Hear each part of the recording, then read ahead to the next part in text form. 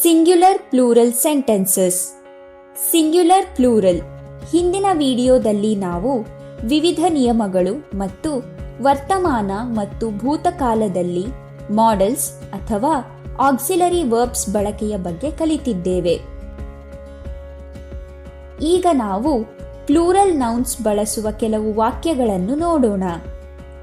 ನೀವು ವಾಕ್ಯವನ್ನು ಸಿಂಗ್ಯುಲರ್ ಇಂದ ಪ್ಲೂರಲ್ಗೆ ಬದಲಾಯಿಸಿದಾಗ ಕೇವಲ ನೌನ್ ಅಲ್ಲದೆ ಇತರ ಪದಗಳು ಸಹ ಬದಲಾಗುತ್ತವೆ.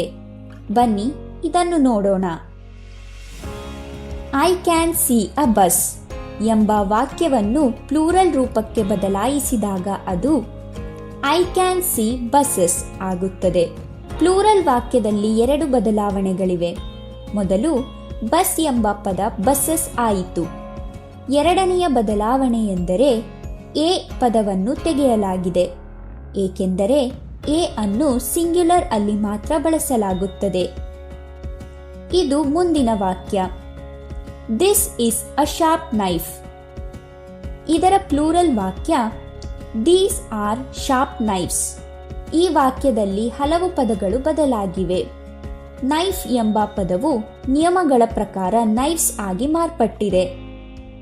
ದಿಸ್ ಪದವು ದೀಸ್ ಆಗಿ ಮಾರ್ಪಟ್ಟಿದೆ, ಏಕೆಂದರೆ ನಾವು ಒಂದಕ್ಕಿಂತ ಹೆಚ್ಚು ನೌನ್ಸ್ ಬಗ್ಗೆ ಮಾತನಾಡುವಾಗ ದೀಸ್ ಪದವನ್ನು ಬಳಸುತ್ತೇವೆ. ಇಸ್ ಪದ ಆರ್ ಎಂದು ಬದಲಾಗಿದೆ ಮತ್ತು ಹಿಂದಿನ ವಾಕ್ಯದಂತೆಯೇ ಎ ಪದವನ್ನು ತೆಗೆಯಲಾಗಿದೆ. ಮುಂದಿನ ವಾಕ್ಯ ದ ಬೇಬಿ ಈಸ್ ಕ್ರೈಯಿಂಗ್. ಇದರ plural the babies are crying. Baby ಎಂಬ ಪದವು ನಿಯಮಗಳ ಪ್ರಕಾರ ಬೇಬೀಸ್ ಆಯಿತು. ಇಸ್ ಪದವು ಆರ್ ಎಂದು ಬದಲಾಯಿತು. ದ ಪದವು ಬದಲಾಗುವುದಿಲ್ಲ, ಏಕೆಂದರೆ ಇದನ್ನು ಒಂದು ಅಥವಾ ಒಂದಕ್ಕಿಂತ ಹೆಚ್ಚಿನ ನೌನ್ಸ್ಗಳೊಂದಿಗೆ ಬಳಸಬಹುದು. ಈಗ ವಾಕ್ಯವನ್ನು ನೋಡಿ. That toy is broken. ಇದರ ಪ್ಲೂರಲ್ ದೋಸ್ ಟಾಯ್ಸ್ ಆರ್ ಬ್ರೋಕನ್. ನಿಯಮಗಳ ಪ್ರಕಾರ ಟಾಯ್ ಎಂಬ ಪದವು ಟಾಯ್ಸ್ ಆಯಿತು. ಇಸ್ ಪದ ಆರ್ ಎಂದು ಬದಲಾಗಿದೆ. ದಟ್ ಪದವು ದೋಸ್ ಆಗಿ ಬದಲಾದಂತೆಯೇ ದಿಸ್ ಎಂಬ ಪದವು ಸಹ ದೀಸ್ ಆಗಿ ಬದಲಾಯಿತು. ಮುಂದಿನ ವಾಕ್ಯ my friend has a phone. ಇದರ plural my friends have phones. ಈ ವಾಕ್ಯದಲ್ಲಿ ಎರಡು ಸಿಂಗ್ಯುಲರ್ ನೌನ್ಸ್ಗಳಿವೆ. ಫ್ರೆಂಡ್ ಪದಕ್ಕೆ ಎಸ್ ಅನ್ನು ಸೇರಿಸುವ ಮೂಲಕ ಫ್ರೆಂಡ್ಸ್ ಆಯಿತು ಮತ್ತು ಫೋನ್ ಪದವು ಫೋನ್ಸ್ ಆಯಿತು.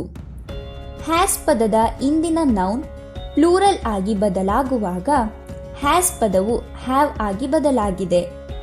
ಮುಂದಿನ ವಾಕ್ಯ there is an aircraft in the sky. ಇದರ plural there are aircraft in the sky. Aircraft ಎಂಬ ಪದವು ಪ್ಲೂರಲ್ ರೂಪದಲ್ಲಿ ಬದಲಾಗದಿದ್ದರೂ ಇಸ್ ಪದವು ಆರ್ಗೆ ಬದಲಾಗುತ್ತದೆ. ಅಲ್ಲದೆ ಆನ್ ಪದವನ್ನು ತೆಗೆದುಹಾಕಲಾಗಿದೆ. ಮತ್ತು ಇಂದಿನ ಕೊನೆಯ ವಾಕ್ಯ ಮೈ ಫೂಟ್ ಈಸ್ ಹರ್ಟಿಂಗ್. ಇದರ plural my feet are hurting, ಏಕೆಂದರೆ ನಿಯಮಗಳ ಪ್ರಕಾರ ಫೂಟ್ನ ಪ್ಲೂರಲ್ ಫೀಟ್ ಆಗಿದೆ. ವಿಡಿಯೋವನ್ನು ನಿಲ್ಲಿಸಿ ಮತ್ತು ಸ್ಕ್ರೀನ್ ಮೇಲಿನ ಪದಗಳನ್ನು ಓದಿ ತೋರಿಸಿರುವ ವಾಕ್ಯಗಳ ಪ್ಲೂರಲ್ ಬರೆಯಲು ಪ್ರಯತ್ನಿಸಿ. ನಂತರ ವಿಡಿಯೋವನ್ನು ಮುಂದುವರೆಸಿ ಮತ್ತು ಉತ್ತರಗಳನ್ನು ಪರಿಶೀಲಿಸಿ ಮತ್ತು ನೀವು ಎಷ್ಟು ಸರಿಯಾದ ಪ್ಲೂರಲ್ ಬರೆದಿದ್ದೀರಿ ಎಂಬುದನ್ನು ನೋಡಿ.